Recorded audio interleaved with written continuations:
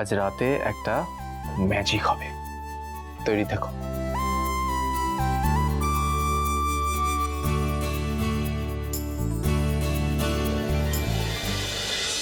খুব তাড়াতাড়ি মেয়েটা তার পরিশ্রমের মধ্যে দিয়ে একটা বিরাট বড় এম্পায়ার দাঁড় করায়।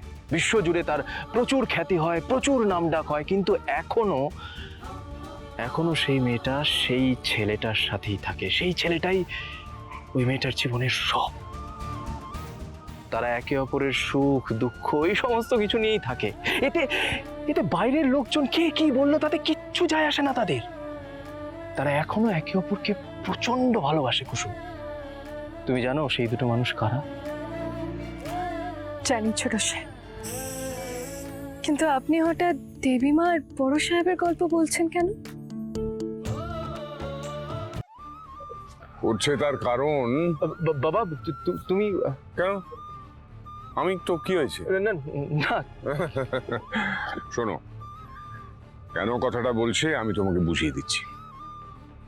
কুসুম, তুমি বুদ্ধিমতী, তোমার তো বোঝা উচিত যে সমাজ তোমাকে নিয়ে যা ভাবছে তার থেকে অনেক বেশি জরুরি হলো যে তোমার নিজের লোকেরা, তোমার আপনজন তোমাকে নিয়ে কি ভাবছে। দেখো, মীনাক্ষী এ বাড়ির বউ ঠিকই, কিন্তু তার থেকে অনেক বেশি তুমি আমাদের কাছে ভাবো।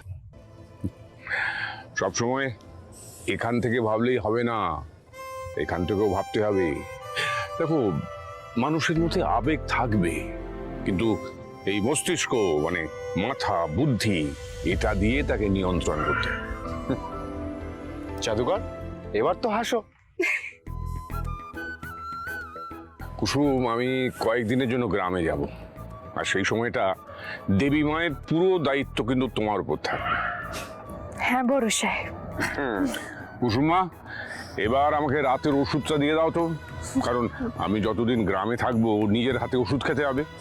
আজকে রাতের ওষুধটা আমি তোমার হাতে খাবো। তা তো আপনাকে খেতেই হবে বড় সাহেব। ওষুধ ভুলে গেলে কিন্তু চলবে না। এবার আপনি আসুন আমার সাথে, আমি আপনাকে ওষুধটা দিয়ে দিই। আসুন। তোমরা চলে এসো, বাইরে থেকো না। হ্যাঁ বাবা। বুঝলি ভাইদা, আমাদের বাবা পৃথিবীর সেরা বাবা। দেখ, জাদুকরকে হাসিয়ে দিল। কিন্তু যা সিচুয়েশন সেটা দেখে স্পষ্ট বোঝা যাচ্ছে তোকে অ্যাজ সুন অ্যাজ পসিবল জাদুকরকে প্রপোজ করে দিতে হবে। এটা একদম ঠিক বলেছিস ঈশা। আমি আর কোনো টাল বাহানা চাই না। আমি খুব তাড়াতাড়ি কুসুমকে আমার মনের কথাগুলো বলবই।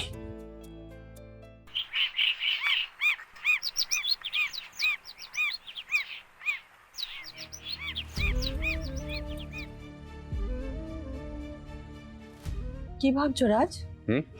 কিছু বললে? কি এত ভাবছো?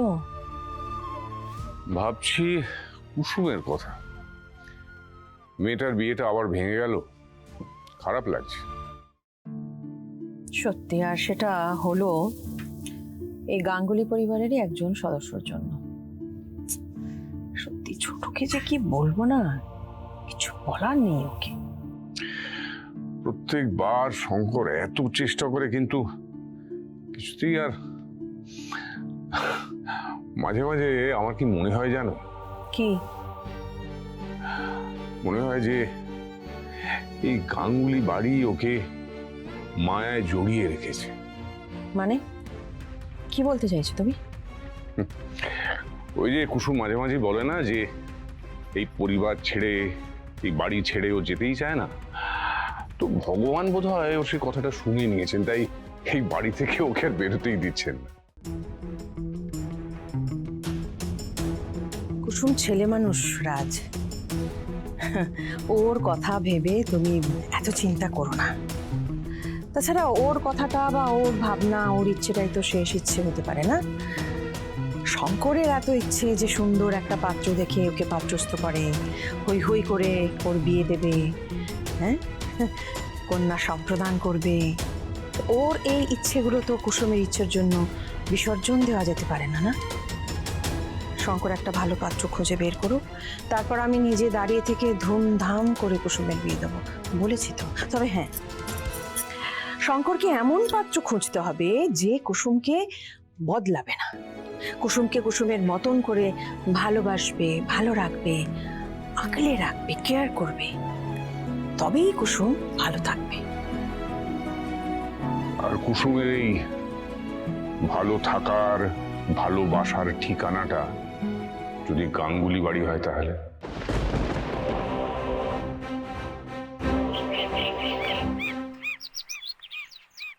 What? The New York buyers are backing out. Tell them our organic face range is already sold out at Korea. We are not dropping rates. If they want in, they have to confirm by tonight, or we will sell it to Canada team. Got it? It's okay. Bye. বাহ, আজকে কিন্তু তোমাকে বেশ সুন্দর লাগছে। কানে যেটা পরে আছো সেটাই কিন্তু তোমাকে বেশ মানিয়েছে কুসুম। জানেন ছোট সাহেব, এই দুলটা আমি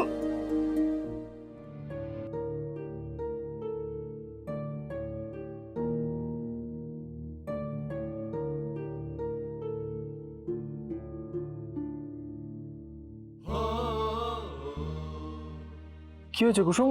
দুলটার কি হলো? ভেঙে গেল।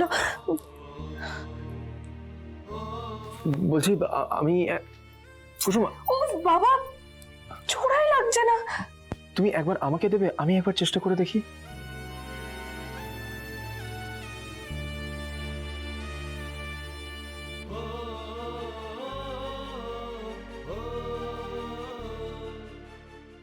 আমি ছোট সাহেবকে ভালোবাসি বলে ওনার সমস্ত ছোট বড় ব্যাপারে খেয়াল রাখি, কিন্তু আজকাল দেখছি ছোট সাহেবও আমার সব ব্যাপারে বেশ খেয়াল রাখে।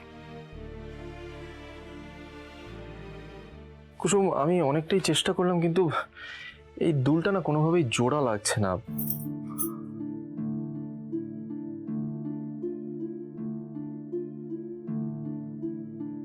মালদার মঙ্গলবাড়ি বাজার থেকে কানের দুলটা কিনেছিলাম। মালদার কত স্মৃতি জড়িয়েছিল এর সাথে, কিন্তু ভেঙে গেল। এবার তো এটা ফেলে দিতে হবে।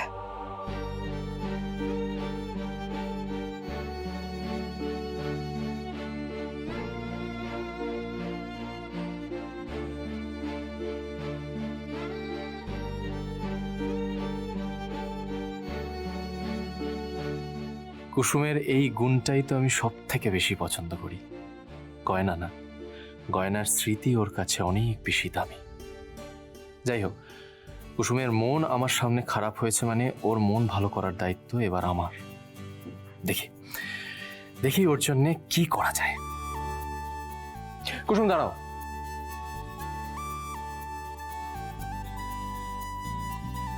আজ রাতে একটা ম্যাজিক হবে, তৈরি থেকো।